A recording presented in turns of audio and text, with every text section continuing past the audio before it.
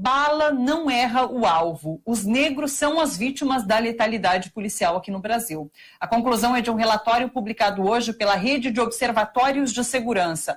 Foram coletados dados em 5 estados brasileiros. A rede produziu um vídeo com os principais números dessa pesquisa. E a gente dá uma olhada agora, vamos ver.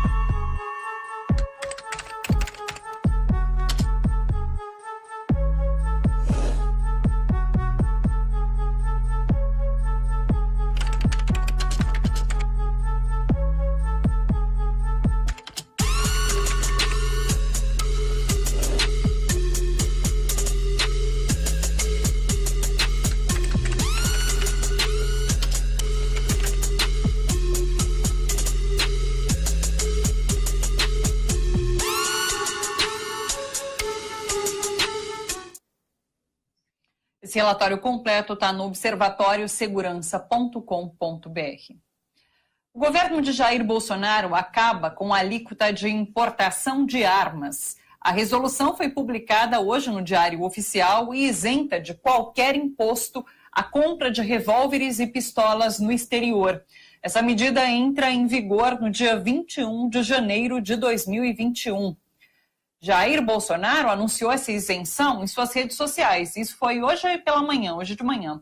E ele foi duramente criticado até por bolsonaristas. Um deles escreveu, veja só: presidente, eu sou armamentista também, mas no momento gostaria de saber como ficará o valor do gás de cozinha e do combustível. O senhor disse que tocaria neste ponto e resolveria. Um outro seguidor ironizou: legal, presidente, eu vou comer games e beber uma Taurus. Show! Tá mandando muito bem, agradeço mesmo.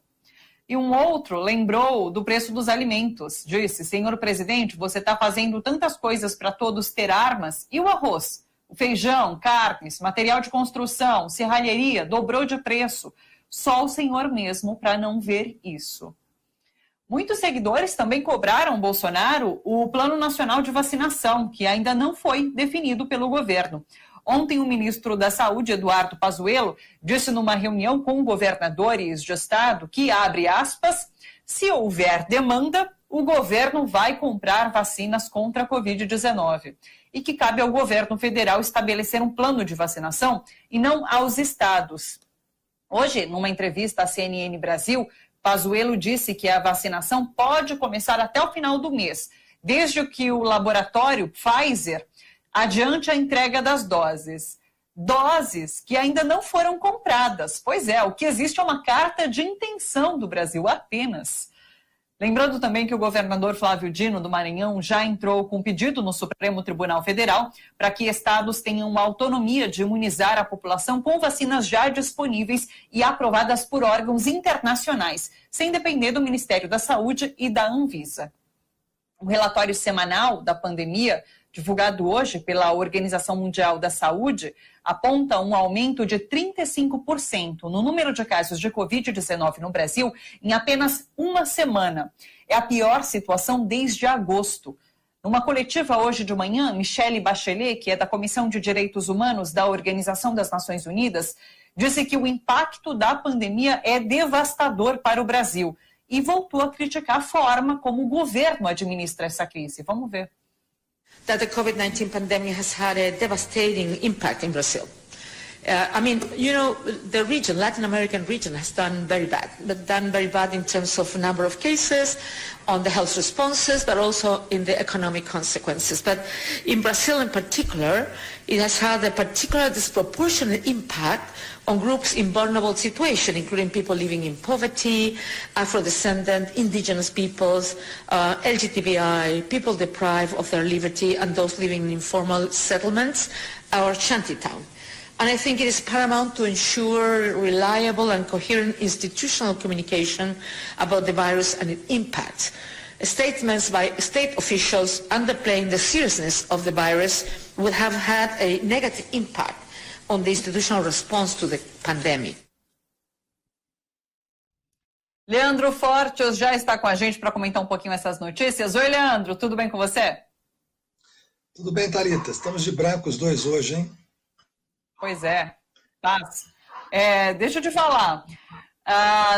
Pazuello acorda de um sono profundo e se dá conta de que precisamos de imunização contra a Covid-19. Sono esse, inclusive, em que ele sonha com Bolsonaro, com Dória, batendo a porta de Bolsonaro, né? Porque foi isso que fez ele correr atrás agora desse plano de imunização. Ele já mudou 3 vezes. Primeiro era em março, depois foi para fevereiro, agora até o final do mês ele vai imunizar. O Brasil vai imunizar, o governo vai começar esse plano de imunização, mas não comprou nem a vacina ainda. A vacina da Pfizer ainda existe só essa carta de intenção que o Brasil quer comprar, mas não tem vacina nenhuma ainda. Thalita, ele não comprou seringas.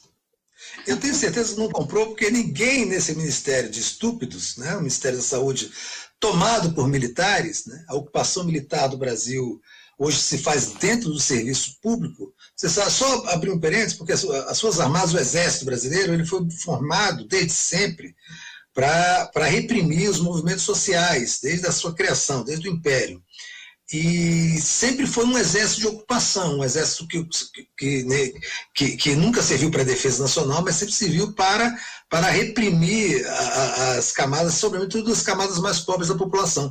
E a ocupação militar hoje no Brasil, ela se faz também dentro do serviço público. Já são mais de 4.000 militares dentro do governo Bolsonaro, pessoas completamente desqualificadas, colocadas dentro da burocracia, para somar salários e soldos e ganhar mais, e estão fazendo uma festa. Mas enquanto eles comemoram, enquanto eles se locupletam, o serviço público brasileiro caminha para um buraco completamente sem luz.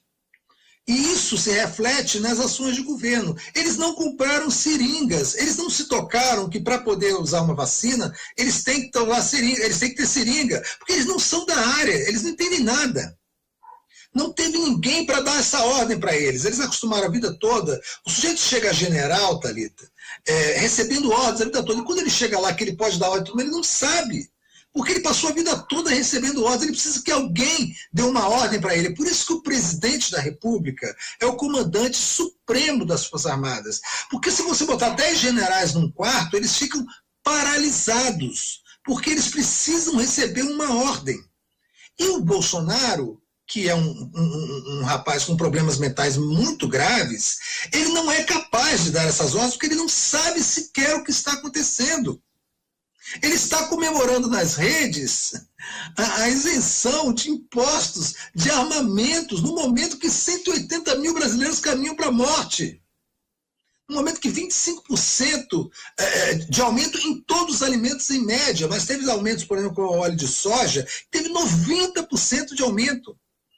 E ele está comemorando a isenção de armas. Assim, é impossível. Eu estou misturando os assuntos, desculpa, não sei se você queria tratar disso depois, porque assim, você não pode mais dissociar uma coisa da outra. Assim. A inconsequência está gerando uma série de problemas estruturais dentro da ação de governo.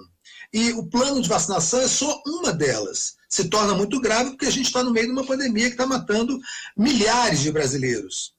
Então a gente não tem seringa, a gente não tem o plano de vacinação.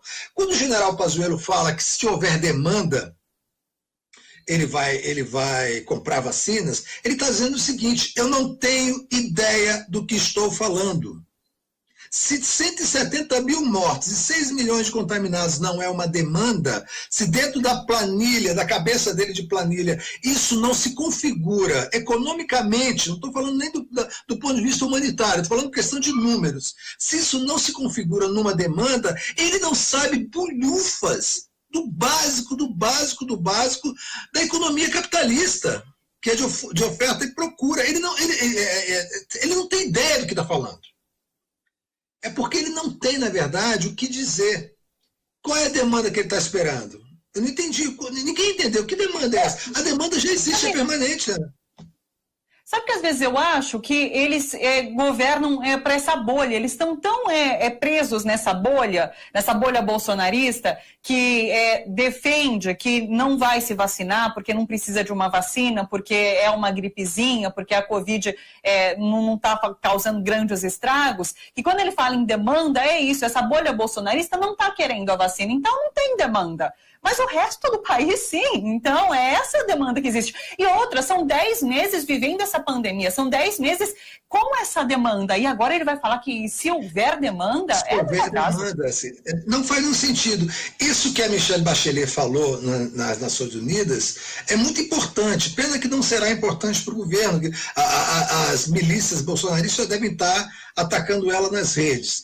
Mas, assim, o que ela falou é muito importante. O impacto no Brasil é desproporcional porque as autoridades que deveriam cuidar do tema, elas desestimularam o debate e estimularam o negacionismo. Então a gente entrou numa situação, num nó civilizatório muito grave e que não consegue ser resolvido pela política, porque a política está também refém dessa situação. Né? O que está acontecendo no país só acontece porque a política, né? A política em todos, no seu sentido mais amplo, mas no particular na questão do Congresso Nacional, ela não se movimenta para resolver isso, porque há uma outra questão que não pode ser mexida, que é a questão da agenda econômica. Enquanto a agenda econômica não puder ser mexida, você não consegue mexer na barbárie que está sendo consequência dessa agenda econômica dentro da estrutura de governo. Não digo nem na economia em si, mas estrutura de governo. Não há governo. Não há nenhuma capacidade de governar, nem do Bolsonaro, nem desses ministros idiotas que ele mantém na esplanada dos ministérios em Brasília. Então, nós vivemos uma situação crucial, e aí eu repito, tenho dito isso, tenho discutido muito isso com muitas pessoas. Assim, se não houver uma movimentação social revolucionária, não estou dizendo que vai haver uma revolução russa, nem uma revolução comunista, não, mas se não houver uma ação revolucionária no sentido de uma dissolução abrupta desse sistema, para que a gente possa determinar outras coisas a serem feitas, a gente não vai a lugar nenhum. Eles vão destruir o país em cima de 200, 300, 400 mil cadáveres. Porque assim, a morte, a gestão da morte, faz parte da estratégia desse governo, né? Como de todo governo fascista.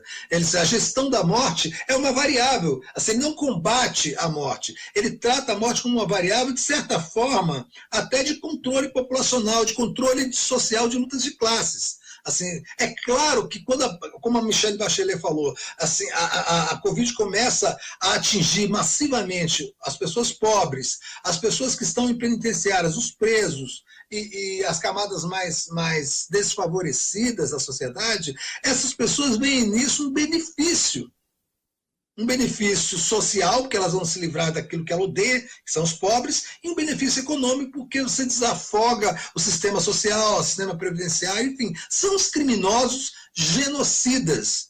E a política não está se mexendo para resolver isso, porque, no fundo, a gente sabe que quando o assunto é fascismo, Thalita, a política não resolve nada.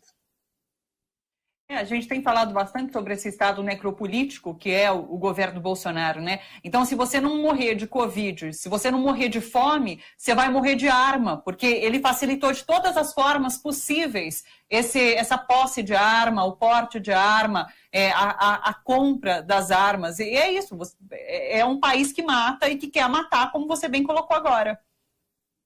É exatamente isso que está acontecendo. E as pessoas continuam colocando, a esquerda brasileira, continua colocando todas as suas fichas numa reação institucional.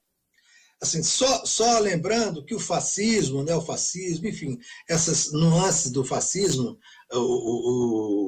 que costuma se chamar também de protofascismo, que é o que a gente vive hoje no Brasil, essas coisas acontecem quando há uma crise estrutural no capitalismo. Por isso que é uma estupidez você confundir fascismo com comunismo e dizer que o comunismo é um fascismo de esquerda, né? Só gente idiota pensa assim. Então, mas assim, como é uma crise estrutural do capitalismo, e o fascismo passa a ser aceito pela estrutura dos poderes, pelo judiciário, pelo Congresso, passa a ser aceito como uma solução para o problema da burguesia nacional, não tem nada a ver com o interesse público. Então, assim, o que sustenta o fascismo não é a violência do Bolsonaro, não é a violência do exército, não é a violência das armas em si, mas é a estrutura do Poder Judiciário e do Poder Legislativo, por exemplo, que trabalham para tentar mantê-lo sob controle. A gente sabe que lá para o fim da história, isso sai do controle e a gente acaba entrando ou numa guerra ou num massacre de guerra civil. Mas eles não tem saída. Então a gente está... Essa fé que eu vejo muita gente na esquerda, né? Vamos conversar com os fascistas, vamos buscar o diálogo com as igrejas neopentecostais. Isso não faz nenhum sentido. O único jeito de resolver isso é rompendo assim completamente com as estruturas e partindo para uma outra coisa que não é eleição, nem muito menos conciliação com essa burguesia nacional, Thalita. Você sabe que eu estava procurando aqui uma informação que corrobora com isso que a gente comenta da necropolítica do governo.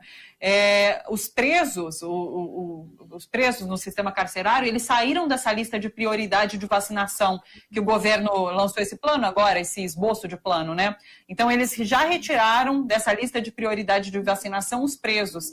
Então, faz parte desse plano genocida de fato. Sim, querem matá-los. Você lembra que um dos vídeos tenebrosos do Bolsonaro é ele falando que a única coisa que presta no Maranhão, olha o grau de desrespeito com o povo de um estado e uma cultura local. A única coisa que presta no Maranhão é o presídio de Pedrinhas.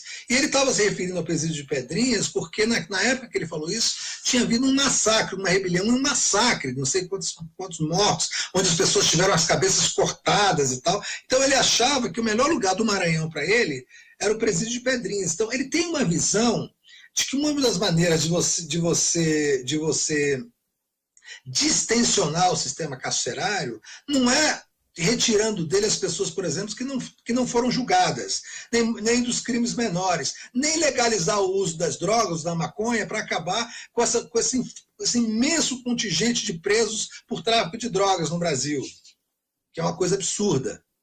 Não, o que ele acha interessante é que as pessoas ou se digladiem lá dentro, ou sejam incitadas a se digladiar e a se matar, ou deixar a Covid matar pelo menos metade, ou 60%, 70% da população carcerária. Essa é a visão do Bolsonaro, porque essa é a visão do fascista clássico. Principalmente quando ele, ao invés de ser político e liderar um movimento político, ele é, como o Bolsonaro é, um psicopata. Leandro Forte, sempre muito bom te ouvir. Muito obrigada por mais essa participação. Um beijo para você. E se tudo der certo, até sexta-feira. Um beijo para você. Até sexta-feira. Até. Leandro Fortes, que comenta sempre com a gente aqui às quartas e às sextas.